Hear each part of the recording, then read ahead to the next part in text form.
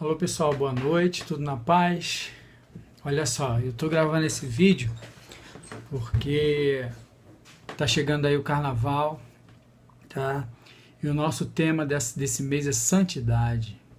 E santidade tem tudo a ver com essa época, né? Talvez você pense assim, pô, tem a ver como? Sim, porque na verdade carnaval é festa da carne, né? E a gente tem que manter a santidade com o Senhor, a aproximação com Deus. E para isso eu quero falar para vocês o seguinte: a maioria de nós que estamos na comunhão da igreja, né, a maioria de nós aprendeu que não existe tamanho de pecado, né? Mas aí existe uma explicação aí com relação a tamanho de pecado. Porque lá em João, capítulo 19, versículo 11, Jesus disse assim para Pilatos, presta atenção. Respondeu Jesus: nenhum poder terias contra mim, se de cima não fosse te dado. Mas aquele que me entregou a ti, maior pecado tem. Olha só, Jesus falando aí que existia alguém que tinha um pecado maior que o de Pilatos, né? Um pecado, alguém que fazia com que o pecado de Pilatos fosse menor do que o dele. Para bem para pensar. Então, nesse ponto, a gente pode ver que existe pecado grande e pecado pequeno, né? Quando a gente fala que não existe tamanho de pecado, a gente muitas das vezes está colocando na questão do perdão de Deus. A capacidade de perdoar do Senhor é tão grande que não existe limitação entre perdoar um pecado aparentemente grande e um pecado pequeno. Quer ver só? Vou dar um exemplo para você. Se eu chegar para você e contar uma mentira para você, é possível eu reparar o meu erro?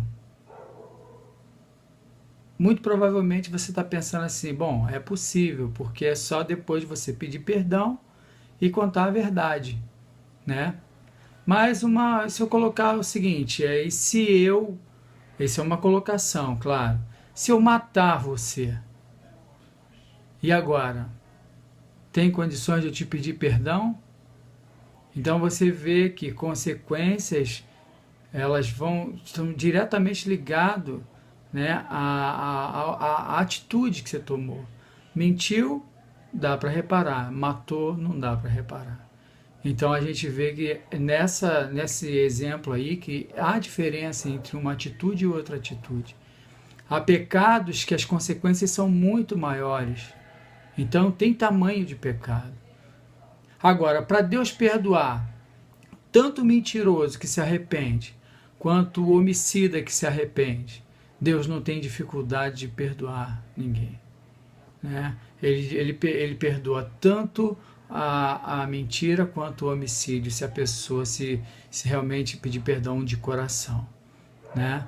Mas onde eu quero dizer para você é o seguinte, baseado nessa passagem de Pilatos, é que assim, olha, o Pilatos, ele nunca tinha ouvido falar nem de judaísmo e nem do evangelho. Pilatos nunca aprendeu sobre Deus. Pilatos não sabia nada sobre Deus. E muito menos de Jesus. Então Pilatos não conhecia o judaísmo e nem conhecia o cristianismo que estava nascendo. Então Pilatos, ele não tinha sobre ele essa culpa. Mas por isso que Jesus fala para ele assim, ó, aqueles que me entregaram para você, maior pecado têm. Por quê? Porque os judeus, de uma forma geral, que entregaram Jesus para ele, conheciam a lei, conheciam os profetas, conhecia tudo aquilo que indicava que Jesus era o Messias. E mesmo assim o ignoraram e entregaram para Pilatos, né? E numa outra proporção, o próprio Judas, que entregou Jesus para Pilatos, o Judas, ele além de conhecer o judaísmo, pior ainda, ele ainda conhecia o evangelho, o novo evangelho que Jesus vinha trazendo. Ele conhecia o cristianismo que estava nascendo. Ele conhecia as palavras de Jesus. Então, o que Jesus quis dizer para Pilatos ali baseado nisso? Ele quis dizer que o pecado dos judeus e o pecado de Judas Iscariotes era maior do que o pecado de Pilatos. Porque quem senão os judeus e Judas que entregaram Jesus a Pilatos? Então ele fala assim, quem me entregou a ti, maior pecado tem. Mas qual o sentido dessa palavra?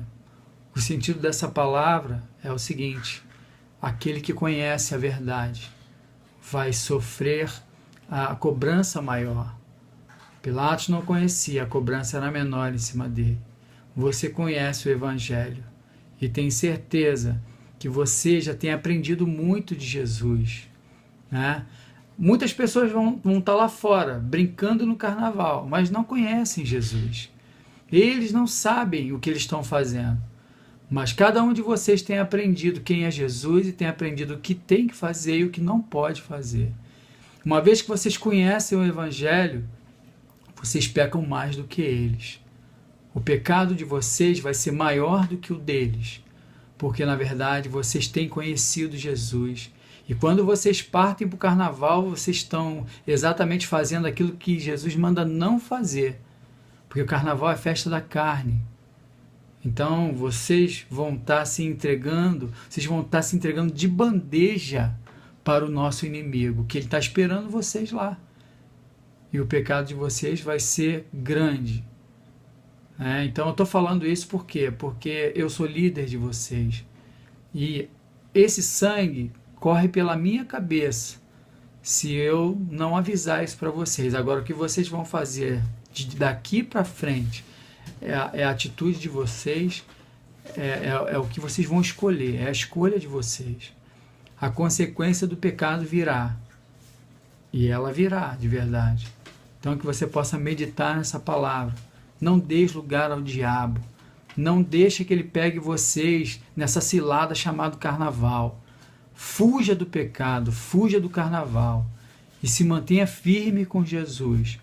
Jesus, ele não dá trégua. Entendeu? Você não pode hoje fazer Senhor, o Senhor me espera um pouquinho que eu vou curtir o carnaval. E aí, na outra semana, Senhor, rapidinho, acaba o carnaval e eu volto de novo. Você não pode fazer isso com Jesus. Ele não te deixa um minuto sequer. E tem mais. O diabo vai estar te esperando lá. Ele vai estar esperando você lá para esperar o teu deslize. Que ele vai fazer você cair e vai te arrebentar na frente de todo mundo. Eu não estou profetizando nada, não. Eu só estou dizendo porque o nosso inimigo, ele é sagaz. O nosso inimigo não brinca. E ele pega qualquer oportunidade. E eu quero dizer isso para você. E eu não ia ficar tranquilo se eu não colocasse esse vídeo para que vocês assistissem. E daqui para frente, nesses dias de carnaval, vai depender da atitude de vocês. E o sangue de vocês não corre sobre a minha cabeça. Tá? Quero deixar essa palavra para você, que você possa meditar e que você possa fazer com que o teu coração receba essa semente e faça ela brotar. Em nome de Jesus. Eu faço isso porque amo vocês. Mas antes de amar vocês, eu amo a palavra que eu prego para vocês. Eu amo Jesus que eu prego para vocês. E é por causa dele que eu estou aqui falando isso para vocês.